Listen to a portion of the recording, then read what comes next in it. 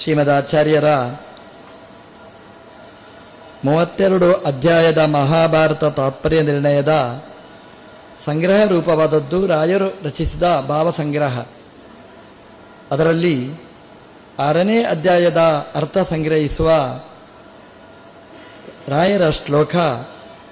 ಅದರಲ್ಲಿ ಸುಗ್ರೀವೇಣ ಸಖ್ಯಂ ಕೃತ್ವ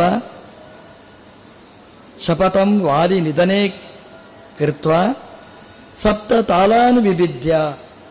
ರಾಯರು ಹೇಳ್ತಾರೆ, ರಾಮದೇವರ ವೈಭವ 7 ತಾಲ ವೃಕ್ಷಗಳನ್ನು ಭೇದನೆ ಮಾಡಿದ. ಸುಗ್ರೀವನಿಗೆ ನಂಬಿಕೆನೇ ಬರಲಿಲ್ಲ. ಹನುಮಂತ ದೇವರು ರಾಮದೇವರ ಸಖ್ಯವನ್ನು ಮಾಡಿಸಿದರು. ದೇವರ ಸಖ್ಯ ಅನ್ನೋದು ಮನುಷ್ಯನಿಗೆ ಸಹಜ. ಎಲ್ಲ ಪ್ರಾಣಿಗಳಿಗೂ ಕೂಡ ಭಗವಂತ ಸಖ. ಸ್ವಾಮಿ ಹೌದು, ತಂದೆ ಹೌದು, ತಾಯಿ ಹೌದು, ಗುರು ಹೌದು, ಆದರೆ ಸಖ ಅನ್ನುವುದೂ ಹೌದು. ಇದು ವೇದ ಉಪನಿಷತ್ತು ಹೇಳಿದ್ದು. ದ್ವಾಸುಪರ್ಣ ಸಯುಜ ಸಖಾಯ ಅಂತ. ಒಬ್ಬ ಮಿತ್ರ ಹೇಗೆ ನಮಗೆ ಜೊತೆಗೆ ಇರ್ತಾನೆ, ನಮಗೆ ಆಪತ್ಕಾಲದಲ್ಲಿ ನಮಗೆ ರಕ್ಷಣೆ ಮಾಡ್ತಾನೆ. ರಕ್ಷಣೆ ಮಾಡುವಂತ ಪ್ರಾರ್ಥನೆ ಮಾಡಿಸಿಕೊಂಡು ಉಪಕಾರ ಮಾಡುವವ ಅಲ್ಲ ಮಿತ್ರ ಅಂತಂದ್ರೆ.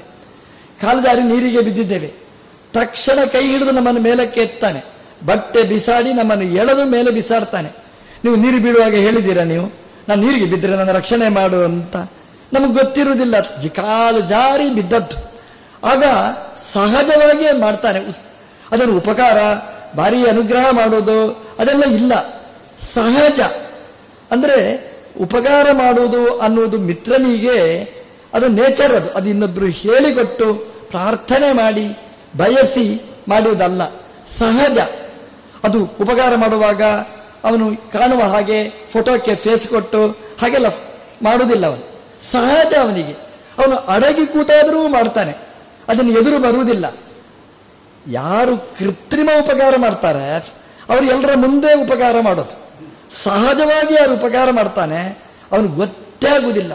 ಆಮೇಲೆ ಗೊತ್ತಾಗುವುದು, ನನ್ನ ಮಕ್ಕಳಿಗೆ ಓದಲಿಕ್ಕೆ ದುಡ್ಡು ಕೊಟ್ಟದ್ದು ಇವನೇ ಅಂತ ಯಾವಾಗಲೂ ಒಮ್ಮೆ ಗೊತ್ತಾಗುವುದು ನಮಗೆ. ಯಾಕಂದ್ರೆ ಸಹಜ ಅವನಿಗೆ.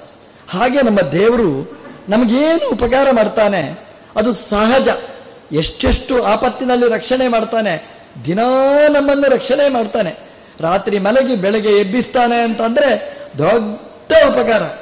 ಯಾಕಂದ್ರೆ ಬೆಳಗ್ಗೆ ಏಳಲೇ ಇಲ್ಲ ಅಂದ್ರೆ ನಾವು ಏನು ಇಷ್ಟು ಹಾರಾಡಲಿಕ್ಕೆ ಸಾಧ್ಯ? ಹಾಗಾಗಿ ನಮ್ಮ ಜೊತೆಗೇನೇ ಇರ್ತಾನೆ ಕಾಲ ಕಾಲಕ್ಕೆ. ಜಗನ್ನಾಥದಾಸರು ಹೇಳುವ ಹಾಗೇನೆ ಯವೇಂದ್ರದಲ್ಲಿ ಆ ಕಣ್ಣಿಗೆ ರೆಪ್ಪೆಯ ಹಾಗೆ ಉಪಕಾರ ಮಾಡ್ತಾನೆ. ಆ ರೆಪ್ಪೆ ಹಾಕುವಾಗ ಈ ನಾವು ವಾಚ್ಮ್ಯಾನ್ ಇರ್ತಾನೆ, ಬಾಗಿಲು ತೆಗಿತಾನೆ, ಹಾಕ್ತಾನೆ. ಸ್ಯಾರ್ ಬಾಗಿಲು ಹಾಕಲಾ, ಸ್ಯಾರ್ ಬಾಗಿಲು ತೆಗಿಲ ಅಂತ ಕೇಳಿ ಕೇಳಿ. ಅಂದ್ರೆ ಸ್ಯಾರ್ ಅಂತ ಗೌರವ ಅಲ್ಲ ಅವನಿಗೆ. ನಾನು ಇಷ್ಟು ಸಲ ಬಾಗಿಲು ತೆಗೆದಿದ್ದೇನೆ, ಹಾಕಿದ್ದೇನೆ, ಅದಕ್ಕೇನೆ ಸಂಬಳ ಕೊಡಬೇಕು ಅಂತ ಅಷ್ಟು ಸಲ ಹೇಳಿಕೊಂಡು ಬರ್ತಾನೆ. ನಮ್ಮ ದೇವರು ಎಷ್ಟು ಸಲ ರೆಪ್ಪೆ ಹಾಕ್ತಾನೆ, ಎಷ್ಟು ಸಲ ಹಾಕ್ತಾನೆ ನಮ್ಗೆ ಗೊತ್ತಿರುವುದಿಲ್ಲ ನಮಗೆ. ಹಾಗಾಗಿ ದೇವರು ಮಾಡುವ ಉಪಕಾರ ಸಹಜವಾದ್ದು. ಎಲ್ರಿಗೂ ಅವನು ಸಖ, ಮಿತ್ರನ ಹಾಗೆ ನಮ್ಮನ್ನು ರಕ್ಷಣೆ ಮಾಡುವ ದೇವರ ಸಖ್ಯ ನಾವು ಮರೆಯಲೇಬಾರದು. ಸುಗ್ರೀವನಿಗೆ ಹನುಮಂತ ದೇವರು ಹೇಳಿದರು, ನಿನ್ನ ಸಖ ಇವತ್ತಿನಿಂದ ರಾಮದೇವರು ಅಂತ. ದೇವರು ಒಪ್ಪಿಕೊಳ್ಬೇಕು ಸಖ ಇವ ಆಗ್ಬೋದು ಅಂತ. ಆದರೆ ಸುಗ್ರೀವನೇ ಬೆಚ್ಚಿ ಬಿದ್ದಂತೆ, ಇವನ ಸಖ್ಯ ನಾನು ಮಾಡಿದರೆ ಉಪಕಾರ ಪ್ರಯೋಜನ ಏನಾದರೂ ಉಂಟಾ?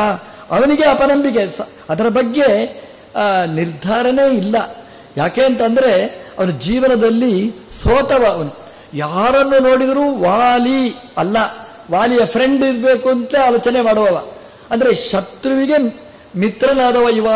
ನನ್ನ ಗುಂಪಿಗೆ ಸೇರಿದ್ರೆ ನನಗೆಲ್ಲಿ ತೊಂದರೆ ಕೊಡ್ತಾನೋ ಹೀಗೇನೆ ಸುಗ್ರೀವನಲ್ಲಿ ಭಯ. ನಮ್ಮದು ಹಾಗೆ ನೋಡಿ, ಯಾರಾದರೂ ಉಪಕಾರ ಮಾಡಲಿಕ್ಕೆ ಬಂದ ಅಂದ್ರೆ ಇವನಿಗೇನು ಲಾಭ, ಇವನಿಗೇನು ಸಿಗ್ತದೆ ಇದರಿಂದ? ಇದೇ ತಲೆಯಲ್ಲಿ ನಾವು ಆಲೋಚನೆ ಮಾಡ್ತೇವೆ. ಸುಗ್ರೀವಂದಲ್ಲ, ಪ್ರಪಂಚನೇ ಹಾಗೆ. ಇನ್ನೊಬ್ಬರ ಹತ್ರ ವಿಶ್ವಾಸ ಮಾಡಲಿಕ್ಕೇನೆ ಸಂಕೋಚ ಪಡ್ತದೆ. ಹಾಗೆ ಸುಗ್ರೀವ ಸಂಕೋಚ ಪಟ್ಟ. ಆಗ ಹನುಮಂತ ದೇವರು ಹೇಳ್ತಾರೆ, ಸುಗ್ರೀವ ನಿನ್ನ ಮಿತ್ರ ಹೌದು ಅಂತ. ಅವನಿಗೆ ಸಂಶಯ, ವಾಲಿಯನ್ನು ಕೊಲ್ಲಿಕ್ಕೆ ಶಕ್ತನ ಇವ ಅಂತ. ಆ ತಾಕತ್ತು ಇವನಿಗೆ ಉಂಟಾ ಅಂತ ಅವನಿಗೆ ಸಂಶಯ. ಯಾಕಂದ್ರೆ ಅಣ್ಣನೇ ಬಹಳ ಗ್ರೇಟ್ ಅಂತ ತಿಳ್ಕೊಂಡಿದ್ದಾನೆ. ಅಣ್ಣನನ್ನು ಸೋಲಿಸುವವರು ಪ್ರಪಂಚದಲ್ಲಿ ಇಲ್ಲ ಅಂತ, ಅವನು ಅತ್ಯಂತ ಶಕ್ತ ಅಂತ. ಹಾಗಾಗಿ ದೇವರ ಮೇಗೂ ಸಂಶಯನೇ. ದೇವರಿಗೆ ಯಾವುದು ಅಶಕ್ಯ? ಯಾಕೆ ಅಂತಂದ್ರೆ ದೇವರ ಸಾಮರ್ಥ್ಯ ಅದ್ಭುತ.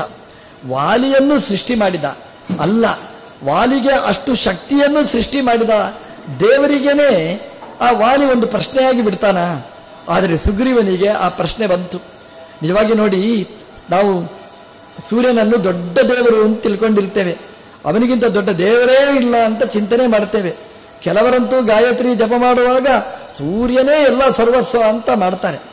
ಆದರೆ ನಾವು ಯಾರನ್ನು ಸರ್ವಸ್ವ ಸೂರ್ಯ ಅಂತ ತಿಳ್ಕೊಂಡಿದ್ದೇವೆ ಅವನೂ ಸಂಶಯಗ್ರಸ್ತ. ನೋಡಿ, ಸುಗ್ರೀವ ಬೇರೆ ಅಲ್ಲ, ಸೂರ್ಯ ಬೇರೆ ಅಲ್ಲ, ಸೂರ್ಯನೇ ಸುಗ್ರೀವನಾಗಿ ಅವತಾರ ಮಾಡಿದ್ದು. ಹಾಗಾಗಿ ಆ ಸುಗ್ರೀವನಿಗೆ ಸಂಶಯ, ಸೂರ್ಯನಿಗೆ ಸಂಶಯ, ದೇವರು ಹೌದಾ ಅಲ್ವಾ, ದೇವರ ರಾಮ ಹೌದಾ ಅಲ್ವಾ, ದೇವರು ಅವನಿಗೆ ಆ ಶಕ್ತಿ ಉಂಟಾ ಇಲ್ವಾ, ಸಂಶಯ ಮಾಡ. ಹನುಮಂತ ದೇವರು ಹೇಳಿದ್ರು, ಸುಗ್ರೀವ, ರಾಮನ ಬಗ್ಗೆ ನಿನಗೆ ಸಂಶಯ ಇದ್ರೆ ಪರೀಕ್ಷೆ ಮಾಡು ಅಂತ. ದೇವರನ್ನು ಪರೀಕ್ಷೆ ಮಾಡಲಿಕ್ಕೆ ಹೊರಟ. ದೇವರಿಗೆ ಕ್ವಶನ್ ಪೇಪರ್ ಕೊಟ್ಟ, ಸುಗ್ರೀವನಿಗೆ ಕ್ವಶನ್ ಪೇಪರ್ ಸೆಟ್ ಮಾಡಲಿಕ್ಕೆ ಬುದ್ಧಿ ಕೊಟ್ಟ, ದೇವರಿಗೇನೆ ಅವನು ಪರೀಕ್ಷೆ ಮಾಡಿದ, ಕ್ವಶನ್ ಪೇಪರ್ ಕೊಟ್ಟ. ಅವನಿಗೆ ಧಿಯೋಯೋನ ಪ್ರಚೋದಯಾತ್ ಆಗಿ ಅವನಿಗೆ ಬುದ್ಧಿ ಪ್ರಚೋದನೆ ಮಾಡಿದ್ದೇ ದೇವರು. ಇಂತಹ ಪ್ರಶ್ನೆ ಕೇಳು ಅಂತ, ಪ್ರಶ್ನೆ ಕೇಳು ಅಂತ ಬುದ್ಧಿ ಪ್ರಚೋದನೆ ಮಾಡುವ ದೇವರಿಗೆ ಉತ್ತರ ಗೊತ್ತಿರುವುದಿಲ್ವಾ? ಆದರೂ ಪ್ರಶ್ನೆ ಕೇಳಿದ. 2 ಪ್ರಶ್ನೆ ಕೇಳ್ತಾನೆ. ಒಂದು ಪ್ರಶ್ನೆ ಉತ್ತರ ಕೊಟ್ಟರೆ ನಂಬಿಕೆ ಬರಲಿಲ್ಲ, ಇದೇನು ಅಕಸ್ಮಾತ್ತಾಗಿ ಆಯ್ತಾ ಅಂತ. ದುಂದುಬಿಯ ಶರೀರವನ್ನು ತೋರಿಸ್ತಾನೆ.